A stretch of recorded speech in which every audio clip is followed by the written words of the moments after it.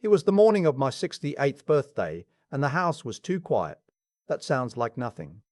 But when you've lived in the same house for 31 years, you know it sounds the way you know your own heartbeat. The creak of the third step, the way the furnace ticks twice before it kicks on, the particular silence that settles after a snowfall. That morning, standing in the kitchen in Barrie, Ontario, watching the grey February light come through the window over the sink, something felt off, like a note played slightly flat. I couldn't name it, I just felt it. My daughter had called the night before to say she and her husband were coming over to take me to lunch. My treat, she'd said, and then laughed in that way she has, half warmth, half performance. She'd been doing that more lately, the performance part. I'd noticed but said nothing. I was 68 years old. I'd spent 32 years as a structural engineer with a firm in Toronto before taking early retirement. My wife Donna had passed 4 years earlier, pancreatic cancer, 11 weeks from diagnosis to the end. After she died, I sold the Toronto condo and moved back to Barrie, to the house we'd always planned to retire to together. It was paid off. Everything was paid off. I had my pension, my RRSP, my TFSA, a small rental property on Dunlop Street that brought in $1,200 a month, and the house itself, which a realtor friend told me last spring was worth somewhere north of $800,000. My daughter knew all of this. I had been, I realized later, too honest with her. She arrived at 11 with her husband Dennis. He's a big man, Dennis, broad through the shoulders, the kind of guy who fills a doorway. He'd always been pleasant enough to me, in a surface way. He asked about hockey. He laughed at my jokes. But there was something watchful about him. Something that was always calculating. I'd put it down to his work. He was in sales, some kind of software company, always hustling. But the watchfulness never quite went away, even when he was relaxed. My daughter kissed my cheek and handed me a card. Dennis shook my hand with both of his, which he only does when he wants something. We sat in the living room for a while. Coffee. Small talk. My daughter asked about my knee. I'd had some trouble with it, and I said it was better. Dennis asked if I'd thought any more about the conversation we'd had at Christmas. At Christmas he'd suggested I think about updating my estate planning documents. He'd framed it as concern. He'd said a friend of his was a financial advisor and could look everything over, make sure it was all optimized. He'd used that word, optimized. I said I'd think about it. I had no intention of thinking about it. I excused myself to use the washroom. That was when I heard it. I was in the hallway. The layout of the house means you pass the living room entrance on the way, and their voices were low but not low enough. My daughter's voice first, almost a whisper. You go ahead, I'll keep him talking. He won't notice. And then Dennis, the Dunlop property first, or the house documents, and then my daughter, Dunlop. That's the one he checks less. I stood in the hallway for 3 seconds. Maybe 5. I kept my breathing steady. Then I walked to the washroom, ran the tap, looked at my face in the mirror. I am not a man who shows what he's thinking. Donna used to say I'd have made a good poker player. I said I'd have made a terrible one because I'd have found it boring. She said that was exactly why I would have been good. I wouldn't have cared enough to give anything away. I needed to not give anything away now. When I came back to the living room, Dennis said he'd just remembered he had to make a quick call to a client, some issue that had come up. He was sorry, just 10 minutes, and he stepped outside. I watched through the front window as he got into his car rather than standing on the porch. He drove away. My daughter smiled at me. He'll be right back. Should we look at the menu for the restaurant? She pulled out her phone, tilted it toward me, asked if I liked the look of the pasta place on Bayfield Street. I said it looked fine. She kept talking. I watched her talk. I thought about the word Dunlop. I thought about what documents pertaining to the Dunlop property would even be accessible, and where they were kept, and what someone would need in order to do anything with them. I thought about the fact that 2 months earlier, in December, Dennis had asked me, casually, over eggnog, like it was nothing, whether I'd ever considered putting the rental property in both our names, just to simplify things for the future. I had said I'd think about it. I had not thought about it, but now I was thinking about it. Here is what I want you to understand about that moment. It wasn't anger I felt, sitting across from my daughter while she showed me pasta options on her phone. It wasn't even hurt, not yet. It was something colder and more focused than either of those things. It was the feeling I used to get at the beginning of a complicated project, the quiet click of the mind engaging, the sense of the whole structure coming into view. I had built things for 32 years. I understood load-bearing elements. I understood what happened when you removed them. I spent the lunch, which happened we did go to the pasta place. Dennis came back 20 minutes later looking slightly flushed and slightly too relaxed, being pleasant. I asked about their kids, my 2 grandchildren, a boy of 9 and a girl of 6. I ordered the salmon. I laughed at Dennis's story about a client in Mississauga. I let my daughter refill my water glass. And the entire time, I was building something in my head. The first thing I did the next morning was call my lawyer. Not the family lawyer, not the one who had done our wills years ago, whose office was downtown and who sent me a Christmas card every year. I called a different lawyer, one I'd met at a neighborhood association meeting 2 years before, a woman named Catherine who practiced estate and property law and who had given me her card in case I ever needed it. I'd kept the card in my desk drawer without knowing why. I knew why now. I told Catherine I needed to see her as soon as possible and that I did not want to explain on the phone. She saw me the next afternoon. I told her everything. She listened without interrupting, which I appreciated. When I finished, she asked me a series of very specific questions. Did I have a current will? Yes. Did I have a power of attorney, personal care and property, currently assigned to anyone?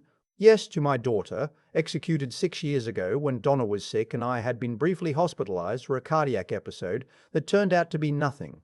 Had I signed anything recently that Dennis or my daughter had presented to me? No. Did I have a clear record of all my assets and their current status? Yes, I kept detailed records.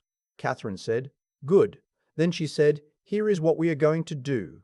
The first step was a review of everything. She went through all of it. The will, the POA documents, the title on the house, the title on the Dunlop property, the investment accounts. She flagged 2 things. First, the POA for property was broad.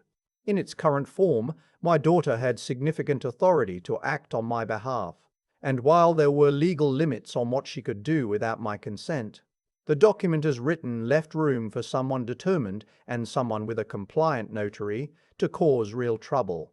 Second, the Dunlop property title, while in my name alone, was not held through any structure that would make a fraudulent transfer immediately obvious to a lender or title company if someone presented convincing documentation. Catherine said she was not suggesting fraud had occurred.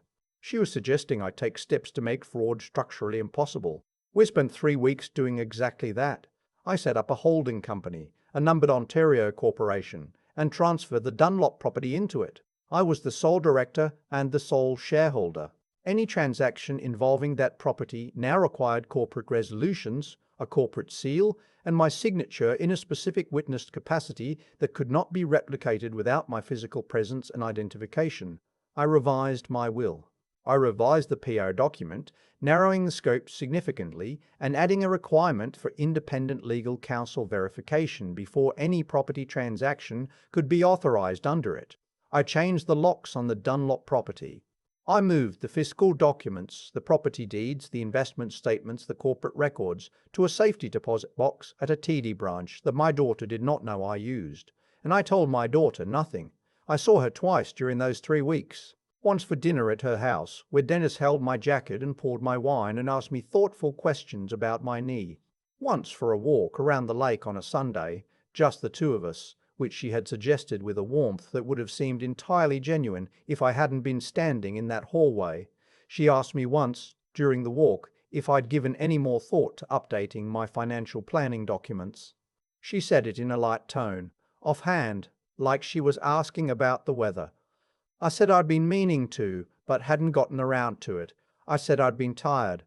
She patted my arm and said there was no rush. The thing about being 68 is that people assume a certain slowness. They assume that the machinery is winding down, that the connections take longer, that you are manageable.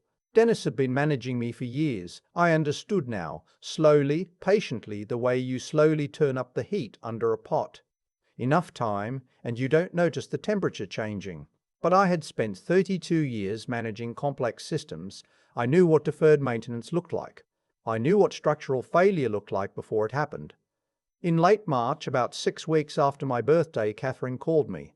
She had been quietly doing some background research. She was careful about how she described this, and had discovered that Dennis had, in January, approached a mortgage broker in Aurelia about refinancing a property in Barrie. The property description in the inquiry matched the Dunlop address. He had described himself as an authorized representative of the owner. He had done this 2 weeks before my birthday, before the lunch, before I overheard what I overheard. So it hadn't started on my birthday, it had started before that. My birthday was simply when it was supposed to happen. I sat with this information for a day. I want to be honest about what it felt like, because I think people expect a story like this to be about anger, about betrayal in a clean, dramatic sense, and that is part of it. But more than anything, I felt a specific kind of grief, not for the money, not for the property, for the version of my daughter that I had believed in, the one who had held my hand in the hospital when Donna died, the one who had called me every Sunday for 2 years after the funeral. I did not know exactly when that version had been replaced by this one, or whether the two had always existed simultaneously and I had only seen one of them. I did not know how much of Dennis's influence was in it and how much was hers. I did not know if it mattered. What I knew was that the house was in my name, the corporation was in order, and I had an appointment with Catherine in 48 hours. At that appointment, Catherine advised me that what Dennis had done, representing himself as an authorized agent to a mortgage broker without documentation, potentially constituted fraud. She said we could report it to the police. I told her I wanted to wait. I wanted to know the full shape of it first. The full shape came into view 3 weeks later, when Dennis called me and said he'd been thinking, just thinking, nothing definite, about whether it might make sense for me to move closer to them. He knew a developer who was building some nice seniors residences in Innisfil, very modern, very comfortable, and of course, selling the Barrie house would give me a comfortable financial cushion. He said, "You've worked hard, Gordon. You deserve to enjoy what you've built." I let a silence go by. Then I said, "That's very thoughtful, Dennis. Let me think about it." He said, "Of course, no pressure." 2 days later, I called him back. I said I'd thought about it and I had some questions, and would he and my daughter like to come over on the weekend to discuss it? He said absolutely they'd love to. They arrived on a Saturday afternoon. My daughter brought maple butter tarts from the bakery on Dunlop, which she knew I liked. They sat down in the living room. Dennis had a folder with him, printed materials about the Innisfil development. He was smiling the smile of a man who thinks the work is already done. I let him get through the introduction. I let him explain the development, the amenities, the projected return on the Barrie property in the current market. I let my daughter add that they'd love having me nearby. Then I said, "Before we go any further, I want to show you both something." I put a folder on the coffee table.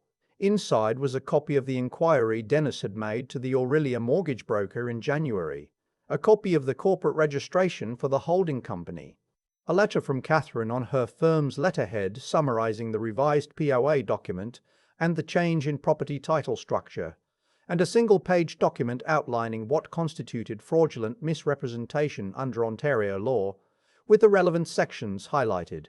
Dennis's face did something complicated. The smile didn't disappear.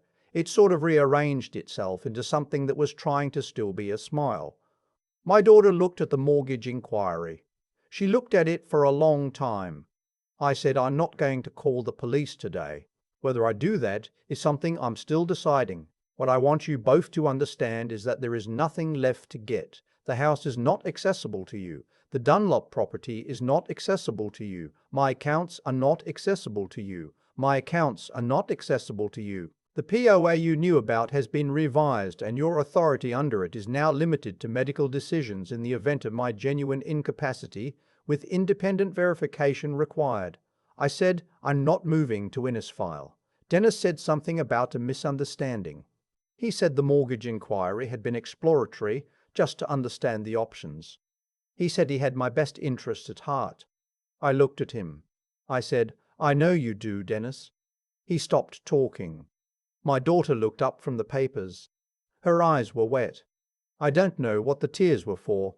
I had thought about that a great deal since. She said, "Dad, I said I'd like you both to go home now." They left the butter tarts on the counter. I did eventually report the mortgage inquiry to the OPP. A detective constable took my statement and Catherine submitted the documentation. Dennis was not charged. The inquiry alone was not sufficient. But the file exists, and Dennis knows the file exists, and Catherine tells me that is not nothing. My daughter and I have spoken twice since that afternoon. Short conversations, careful ones, with long silences in between. I don't know what happens next with that. I think about Donna a lot, and about what she would say. I think she would tell me to leave the door open and see what walks through it. She was wiser than I was about most things. What I know is this. I am 68 years old. I live in my house on a street I know. I walk to the lake on Sundays. My knee is better, and I made sure, while I still could, that the things I built in my life were protected, not from strangers, from people I loved. That is the harder thing to protect against, because you have to be watching for it while still keeping your hands open. I kept my hands open too long, but I closed them in time. I still think about the butter tarts she left on the counter. That's the detail that stays with me, not the folder, not Dennis's face rearranging itself, not the drive home they must have had in silence. The butter tarts from the bakery on Dunlop Street, the ones she knew I liked, sitting on the counter after they left. She had brought them as a gesture of warmth on the same afternoon she sat across from me running a distraction. I don't think she saw the contradiction. That might be the saddest part of all of it. What I've come to believe is that actions accumulate in ways we don't always track consciously. Dennis spent years making small withdrawals. The offhand questions about my finances at Christmas dinners, the suggestions framed as helpfulness, the slow normalizing of the idea that my affairs needed managing. He wasn't wrong that they needed managing. He was wrong about who should be doing it. Every one of those small moves had a cost he didn't put on the ledger. What you do quietly when you think no one is watching is still something you've done. The account doesn't forget, even if you do. I think about what it took to actually sit across from both of them that Saturday and say what I said, not the anger part. Anger is easy. Anger gives you energy. The hard part was being clear-headed enough to have prepared, to have spent 3 weeks with Catherine building something solid instead of just being hurt.